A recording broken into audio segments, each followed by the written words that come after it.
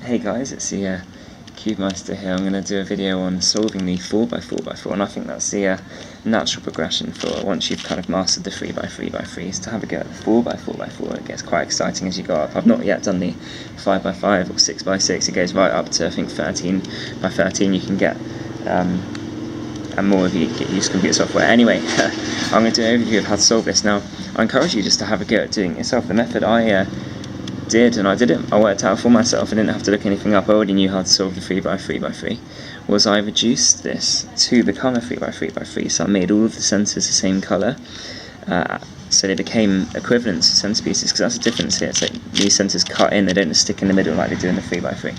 So I made all the centres the same colour, and then paired these edge pieces up, so effectively it became a 3x3, and I'll show you what that looks like as we go along. So first of all is to just pair the top and bottom centres. So I've got my top there, which is orange, and I'm going to shove a red one on the bottom as well. And I've had a bit of practice at this, as you might be able to tell, but I'm not terribly fast at it though. But bring it down. It takes about 5 minutes to do this whole cube. There we go. So I've got my orange on top, and I've got red on the bottom.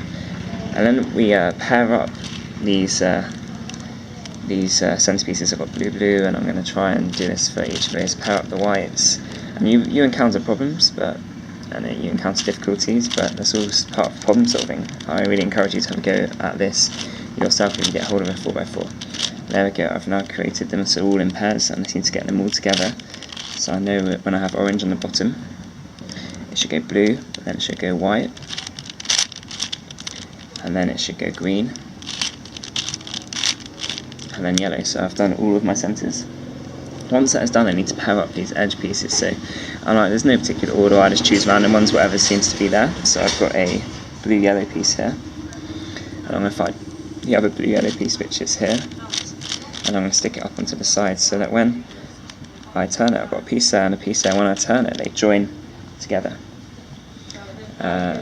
So I'm going to do that, but that breaks my centre up, but that's okay for now.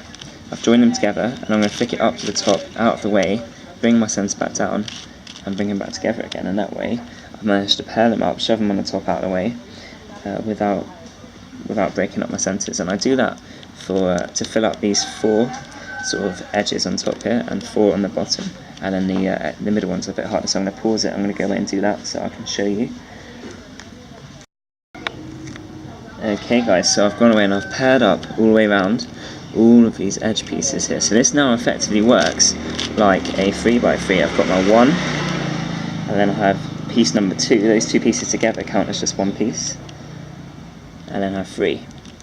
And then 4, 5, 6, 7, 8, 9. I have that all the way around. It's just like a 3x3 now. And I go ahead, and if you know how to solve 3x3, then you just go ahead and solve it like one. You do get some extra problems called parity because of the way that you had to build the centres and the way you've had to build the edges. You could have built them upside down, which on a normal cube you don't really notice. But yeah, apart from that, that's all that there is to it.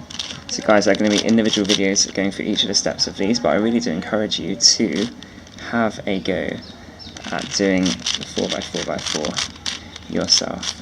So yeah, you might have noticed here from my medium method, my intermediate method, I've just done my first layer, got to get my middle layers in there now, so it just solves like a 3x3 for the best part, which I think is quite enjoyable. I quite like the fact that such a difficult puzzle just gets reduced down to something that we can already do.